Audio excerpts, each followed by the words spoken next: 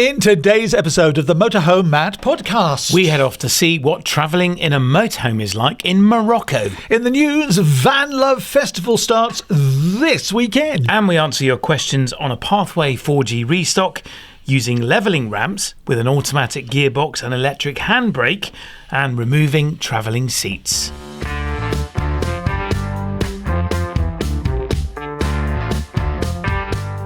Welcome to the Motorhome Matt podcast. I'm Keith Gooden. And I'm Motorhome Matt. Industry insights and expert advice for the world of motorhomes, caravans and campervans, brought to you by thatleisureShop.com and sponsored by Ripe. Remember to follow on your favourite podcast app, or if you're watching on YouTube, click subscribe and the little bell.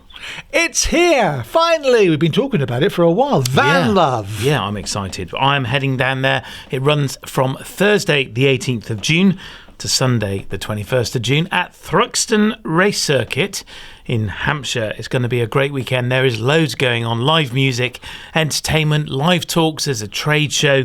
There's all sorts happening this weekend. The big go-kart race on Friday, which I am looking forward to, with Ruby Rides and Ben Collins, aka The Stig. You can see Matt will be at the back. He'll be waving, because they're all influencers and podcasters, so I'm the only podcaster. They'll have their cameras up. Hello. They'll all be self-creating content. Meanwhile, the Stig will be thank you, good night. And Ruby. There is still time to get tickets, but there's very few left, and you can get 10% off. Use the code MotorhomeMatt, just one word. Head to mhmp.info/vanlove.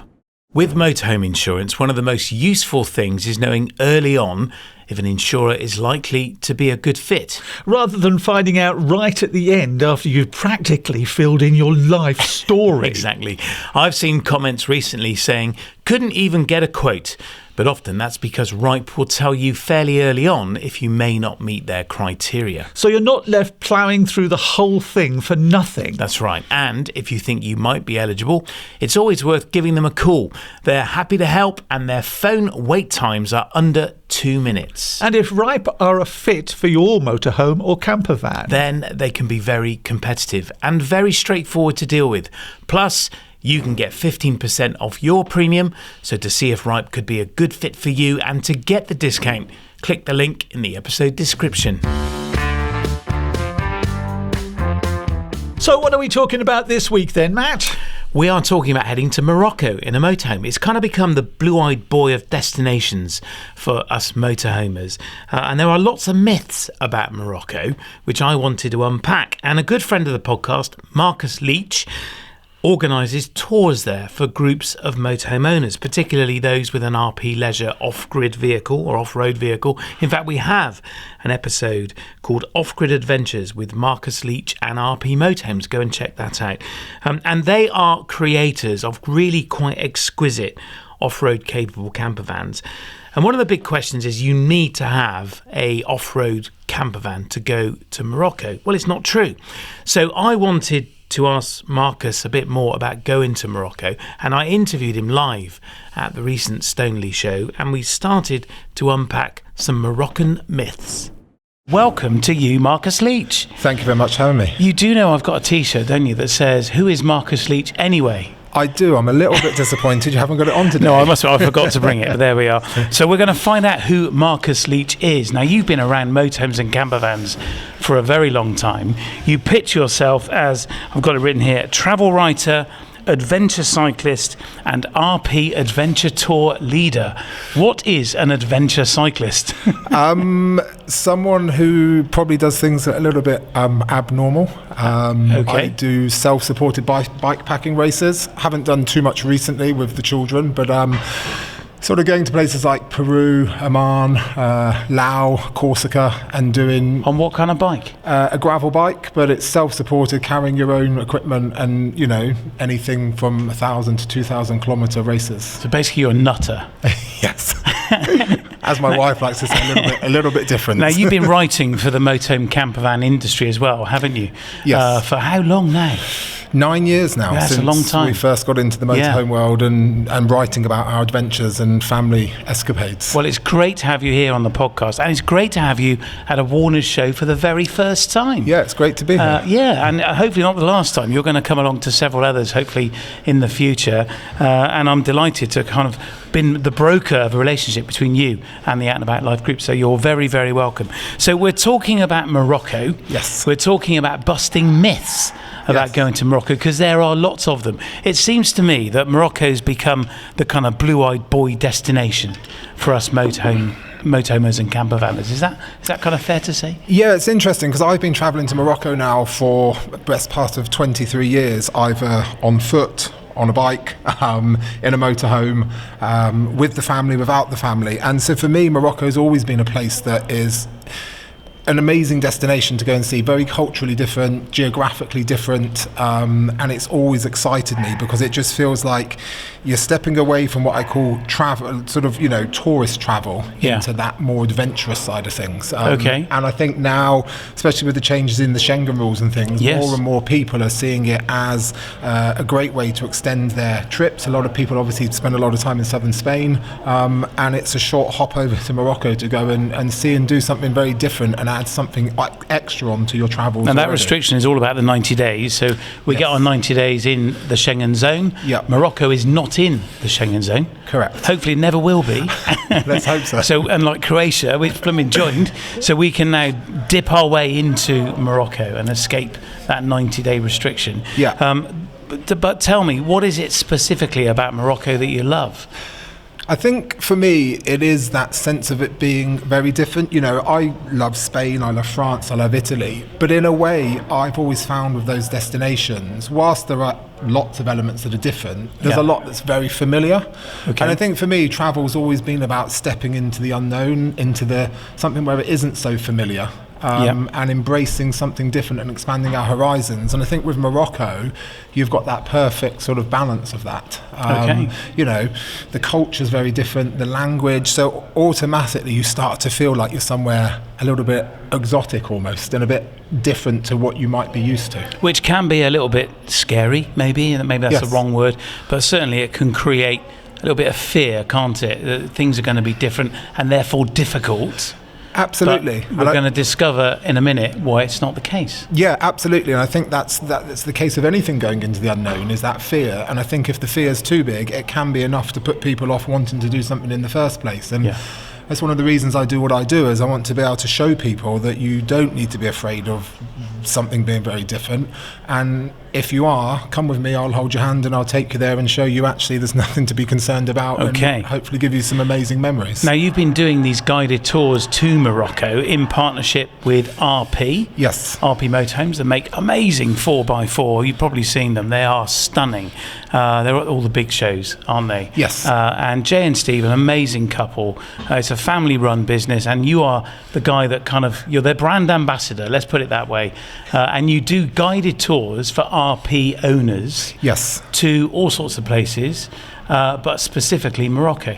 Yeah, and that's how this all started, really. I've known Steve and Jay for 6 years now, ever since my mum bought a RP Rebellion. Yeah. Got to know them very well, and they asked me would I start running some owners tours for them. And we did the first one.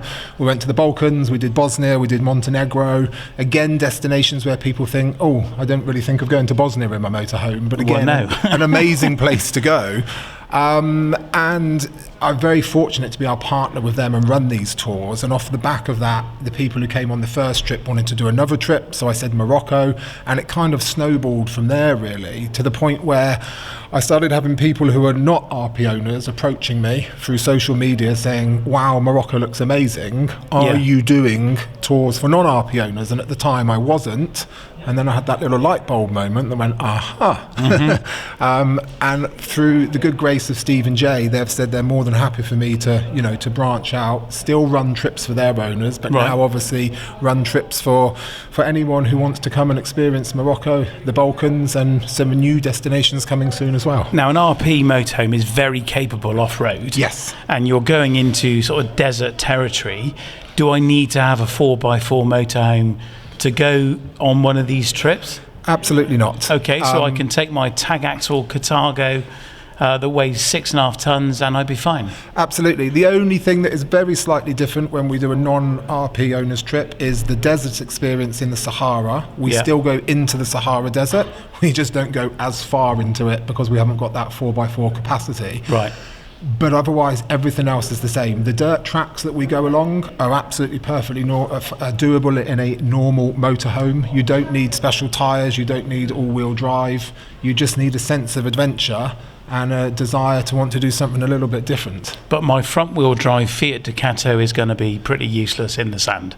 It is, which is why when we get to the Sahara, we do things slightly differently. Okay. But you still have a 2-day experience in the Sahara Desert, living the traditional Berber way of life, the way they cook in the sand. Just, it's the most magical little element of the trip is that 2 days in the Sahara. Okay, well, we're going to unpack some myths about Morocco. Yes. Some common ones that get bandied around the pub talk.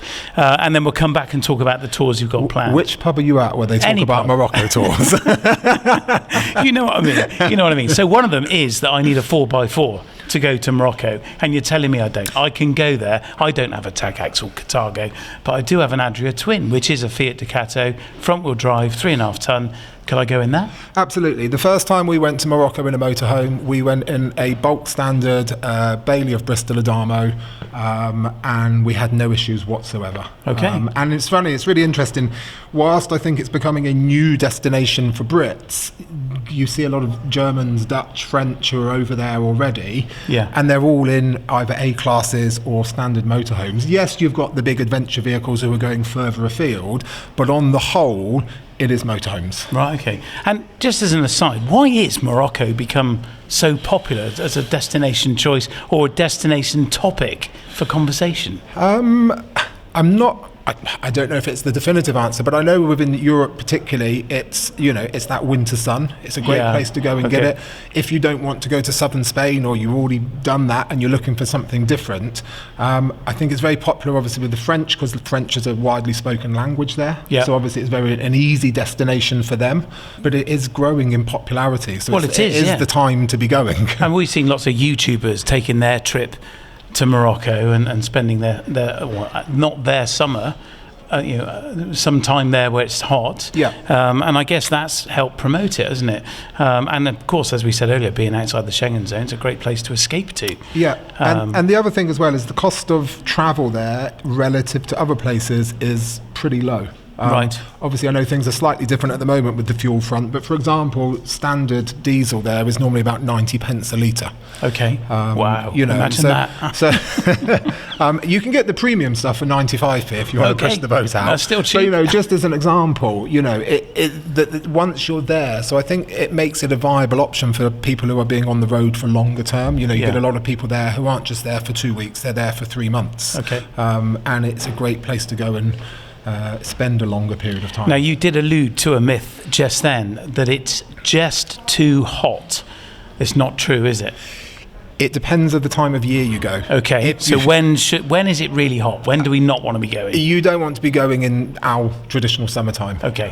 Sort of May, June, July into August. It's not good. Especially high 40s, isn't it? Marrakesh down into the Sahara, it gets into the high 40s. Oh, dear.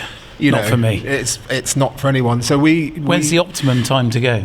Sort of October into November, sort of mid-December. Then obviously you can keep going through winter, but if you want to go into the mountains, you've got the risk of snow then. There's some high passes to go over. And then also sort of like end of March into April, May. That's also a great window to go as well. So they get snow in Morocco? Yeah, I was there in January, funnily enough, and one of the destinations we had to actually make a detour because they had a foot of snow and it was minus 20. But that is at 2,300 metres altitude in the Atlas. Okay, right, okay, so pretty high. Yeah. But when you go through that same place in summer, it's absolutely glorious. 20 degrees, beautiful sunshine, camp on the edge of a beautiful lake in the Atlas. So you've got to pick your time when you go to make sure you get the right weather. And do you need special kit to go there, like snow tyres then? Is that a requirement? No, I mean, as a point of sort of, rule, we always have snow chains in our motorhome because you just never know. Okay. You don't want to suddenly be somewhere and get caught. It's a relatively inexpensive piece of equipment. Yes, they're reasonably heavy, but they don't take up too much space, and most of the time you never need them. But again, as a rule, you don't need special equipment to go to Morocco. Okay, that wasn't on our list, by the way, but No, I thought it was it's a good fine. question. Now, one of them is that it's just too far away. It's going to take me ages to get there. Is that true? If you think about it from setting off from the UK, you think it's a long way, but I always think actually it's not that far away, because a lot of people already go down into southern Spain and happily spend a month there. And Morocco's 90 minutes on a ferry from southern Spain. Okay. And there's multiple ferries that run every day. I think the thing that people think is, it's Morocco, it's in Africa, it's in a different continent. And the moment you say that, you think, my God, it's miles away. Yeah, but that's like going to Wales. So it's not. It is achievable. How long would it take to get there if you're going to drive in one hit?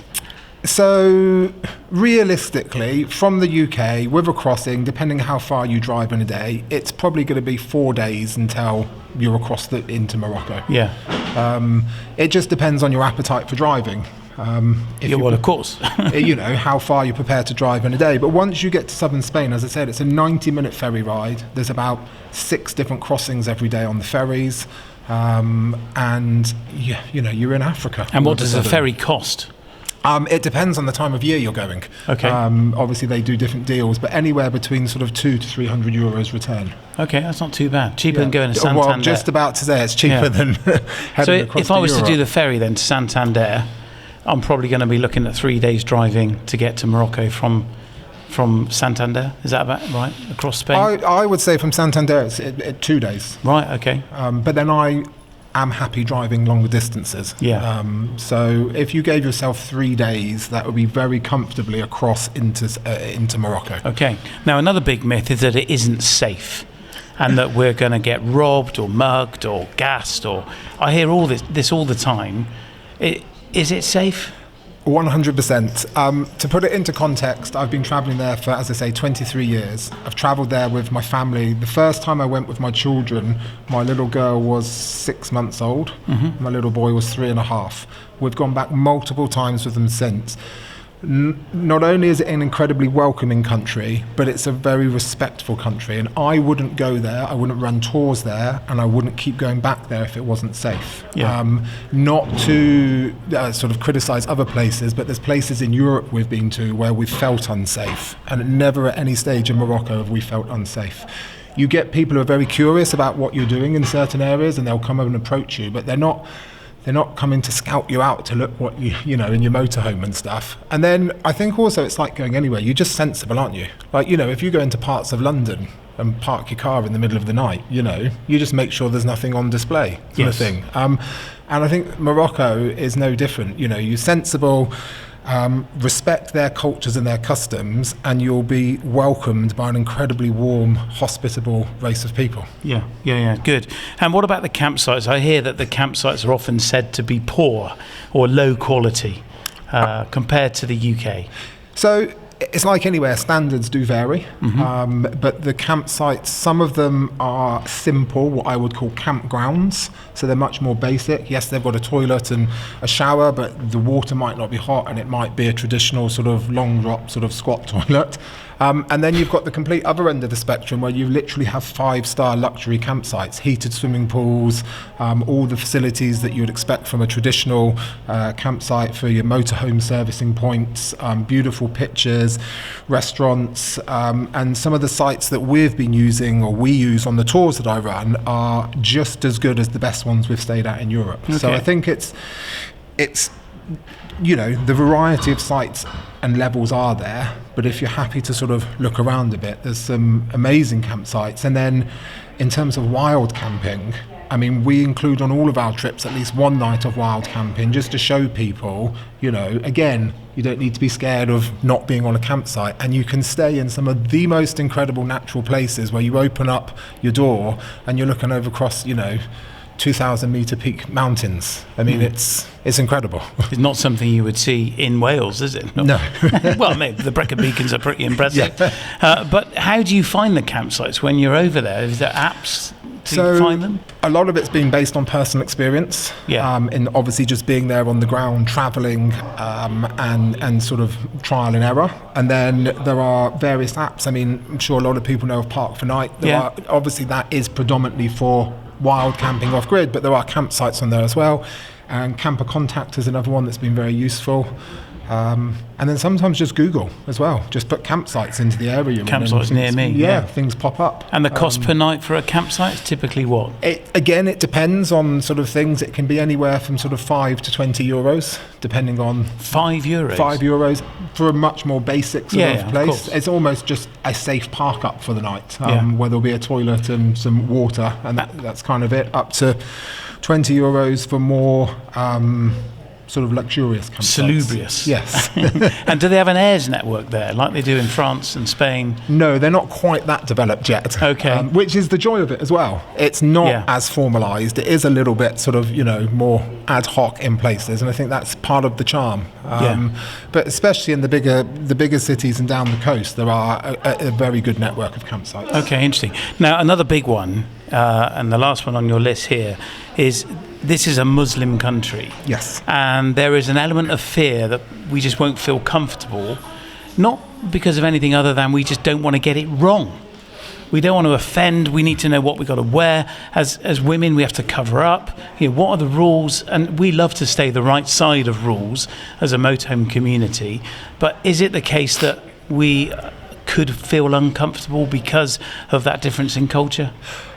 Yes, it is a Muslim country. There's no debating that. But actually, as I said earlier, it is also one of the most welcoming and hospitable countries I've been to. Hospitality there isn't just a token gesture to these people, it's a part of their culture. And as long as you're going to embrace that and go with an open mind, they will welcome you in to their culture. And I think for me, isn't that why we travel anyway, to experience something different? Yeah. And just because it's a Muslim country doesn't mean that it's, a bad place to go. I think maybe, not to be political, but sometimes in the media we don't see the best of places or the best of other cultures. And yes, when you go to certain religious places, it is best to have a headscarf and things for ladies, but it's also quite, I think like anywhere, some Muslim countries are much stricter and others are more cosmopolitan and relaxed. And I think in Morocco you've got a definite mix there, and it's not a strict Muslim country. And is there a difference between the built-up areas like Marrakesh and the far more rural areas where there's a different level of acceptance of us Westerners? Absolutely. I think if you go into Marrakesh, obviously they're used to having a lot of tourism there, and then you go to some of the places we go into the High Atlas Mountains, and then nowhere near as many tourists are going through those areas. Some of the places we go to on our tours. But again, that gives you the authentic experience. You get to meet the shepherds who are out with their, we met this most amazing little girl on the last trip. She was about 10, using Google Translate to chat to her, and she was out on her donkey with her 30-odd goats. And she was fascinated what we were doing. It is like going to Wales. Yeah.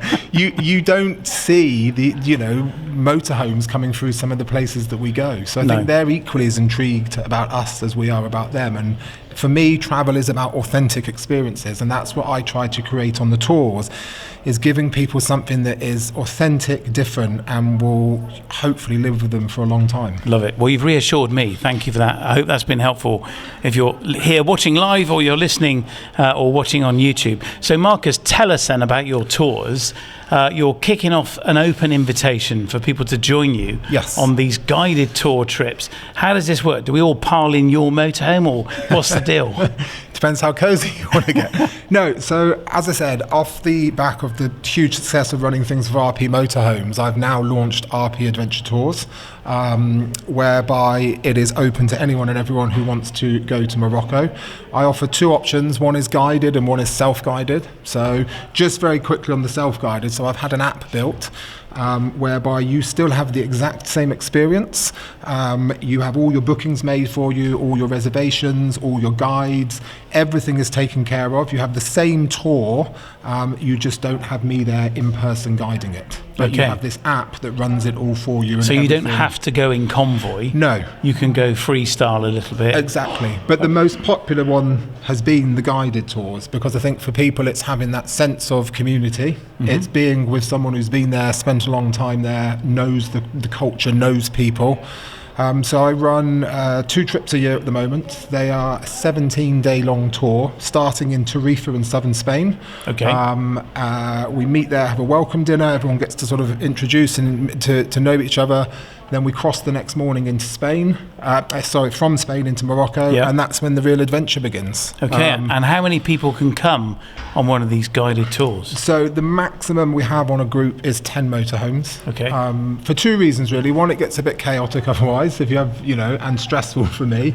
And B is I've always felt that travel is not just about the places you go, but it's the people you go with. And it's really, if you're going to Morocco, you're pretty much guaranteed the other people going are going to have a pretty good sense of adventure as well. And I like people to get to spend time with each other, get to know each other. And if you have too big a group, you're all just, you never have that time to sort of bond and share the experience. And if that magic doesn't quite exist within the group, can you break off and do your own thing? Is that acceptable? Absolutely. So on specifically, you're paying to come on a tour. I'd like to think I've organised something that's pretty unique and special, but if at any point you think, actually I don't want to go and do that today, I just want to relax at the motorhome, absolutely fine, no problem. On driving days, you don't have to drive in convoy, because you've got the app with the driving instructions, the route, the suggested stops and viewpoints and things. You have it all there, and you can go at your own pace and meet us later in the day. Sounds great. So when are the 2 tours you're running? So we've got one in April of next year and one in November of next year. And what's the kind of typical cost? So the cost, and I try and make this as inclusive as possible. So the cost includes all your campsites, 11 out of 17 dinners, breakfasts at some of the campsites, all of your activities, 2 days in the Sahara with a truly unique experience. I can't say any more than that. I'm intrigued. Your ferry crossing, all of that, and me on ground running everything. And it's for 17 nights, it's 4,399. Okay, I'll be honest, that's about... probably half what I thought you were going to say. I thought if I had to guess, I'd have said 7 or 8 grand. That's the deposit. No, I'm joking. 20% deposit, 4.5 grand. But no, so I try and make it as all-inclusive as possible, and also as accessible as possible to people, because more than anything, I'm genuinely passionate about not just Morocco, but sharing this amazing world we live in with people. As I said, I lived in a motorhome for 3 years non-stop with my wife and kids. We travelled to 40 countries around the world, 4 different continents, and we're so passionate about seeing the world. And I think sometimes we all get, and we've been guilty of it, we go to the same places, do the same things. And I want people to realise we live in an incredible place, and I want to show people these places, and I want them to remember them and walk away going, wow, that was a truly priceless experience. And very memorable as well. Yeah, fantastic. So the price, sorry, just clarify, is that per motorhome or per person? So that's per motorhome for 2 people. That's very good. I think that's good value. Would you agree? The room are nodding. That's great. So you've inspired us to go to Morocco. I'm confident I'm going to feel safe. I know I'm going to have a great time. How do I go and find you to book one of these trips? Okay, so you can go directly to the website, which is www.rpadventuretours.com. Everything's on there. You can go onto Instagram. You can follow me personally. It's at Marcus Leach Global, or again at RP Adventure Tours. Also RP Motorhomes, but not just for the tours that I run there, but if you're looking for a new vehicle. But no, so from the tour side of things, that's where you can find everything you need. And I'm available most days to answer any questions, have a call if people have more. I was going to say, if we got more questions or fears, can people contact you and unpack them with you? 100%, and that's one of the things I offer both on the guided and the self-guided is, Zoom calls beforehand, because ultimately I want people to feel 100% safe and confident that they're making the right decision rather than just trying to get them on the trip for the sake of it. it needs to be the right thing for you. And so I'm here to give as much help and information as possible to help you make a decision on it. Thank you. Well, that was really insightful. As I say, you've inspired me to go. You might find me on a tour at some point. I'd love to have you along. Thank you very much. It's been great, real insight. And hopefully you're going to be at some more of the Warner shows this year and next year. Yeah. It's great to have you in the fold of people speaking as well. So do follow Marcus. Just tell us again your socials. So it's at Marcus Leach Global, and then it's www.rpadventuretours.com. Brilliant. Marcus Leach, thank you very much for joining me today. It's great to have had you along. Brilliant. Thank you. No, thank you, and I look forward to doing the follow-up in the Sahara. Let's do it. That's Marcus Leach, the travel writer and adventure cyclist. So you're off to Morocco then, Matt? I'd love to, yeah. It's a destination I would certainly choose to go. And you never know, I might join Marcus on one of his trips. So remember, you can find out more about what Marcus is up to. Head to rpadventuretours.co.uk. It's the Motorhome Matt podcast with me, Keith Gooden. And me, Motorhome Matt. And it's brought to you with thatleisureshop.com and sponsored by Ripe. Okay, the Q&A, the questions and answers. You ask the questions, and as I say, every episode, Matt, he's the expert. He'll give you the answer. If he doesn't know, he'll ask somebody who does know the answer. Ron is in Salisbury. Hello, my name's Ron Salisbury. I was looking at the Wi-Fi box that you were on one of your podcasts, but you don't seem to have it in stock anymore. Can you tell me if you're going to get it back in or what? Thanks. Now, Ron is talking about the Pathway, isn't he? Pathway 4G, yeah, that's right. We are out of stock at the moment.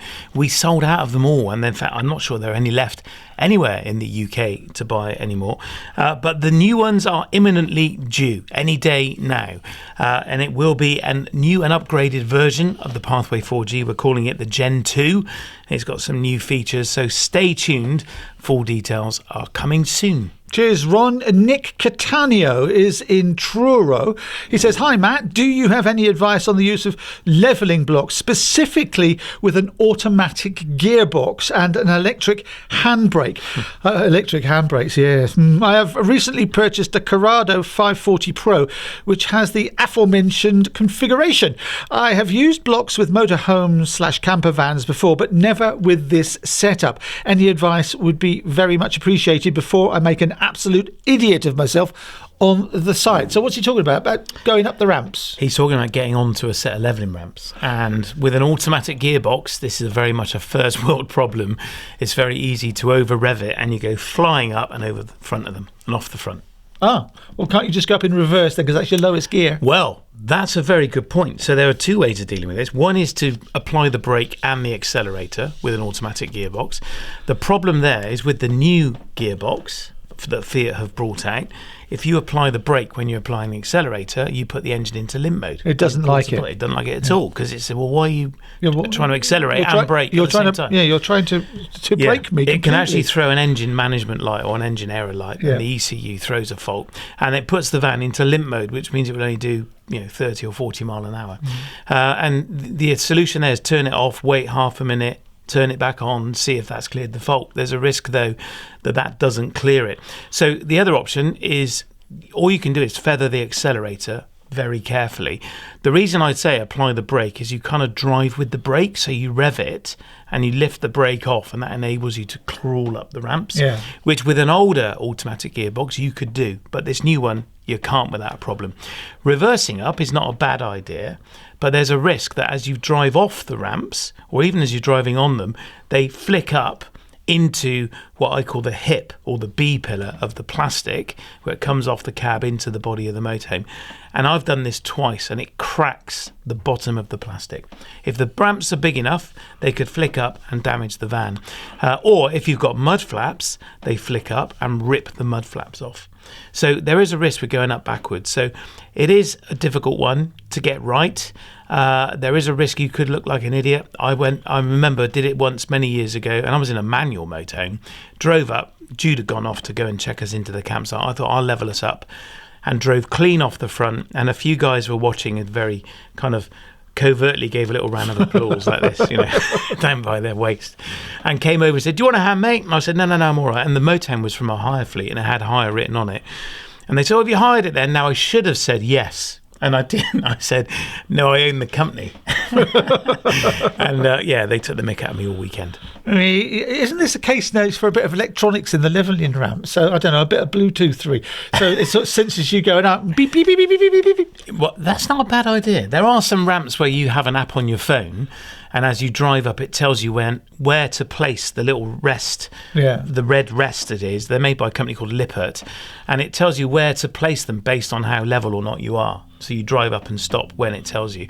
But you've still got the same issue of gearbox control. So this is where auto levelling comes into its own. But the thing with an automatic, and I had one a few years back, not a motorhome but a car, is that they will always crawl, won't they? Tick over? Yeah, well, as soon as you put it into drive, you've got to put the brake on because it will crawl forward. But engine tick over, there's not enough torque to get you up a set of ramps. Yeah, the ramps are enough of a resistance. And then the other issue is if the grass is wet and you just start wheel spinning, an automatic is a nightmare on wet grass because you haven't got the same control over the revs like you have a manual. So what should he do? Buy a manual. Buy an auto levelling system. I mean, they're a no-brainer. Yeah. But it's £5,000, £6,000, £7,000. Ramps are a lot cheaper. Okay, Nick, I'd like to say we've helped you, but I don't think Matt has for the first time ever. And Nick did say he's a recent subscriber to our excellent podcast. I think he might be changing his mind. Keep up the good work. Many thanks, he says. Mike Wagstaff is in Nottingham. Hi, Matt. Can we remove the fold-out travelling seats from our eldest motorhome to increase the payload? We do not intend on taking passengers while travelling in our motorhome. Would we be breaking the law if we did this? Also understanding that we should not increase the axle weight limit. So, can you help Mike out? Yeah, I can, Mike. So, you wouldn't be breaking any law if you were to remove the seats, but it would make the V5 incorrect.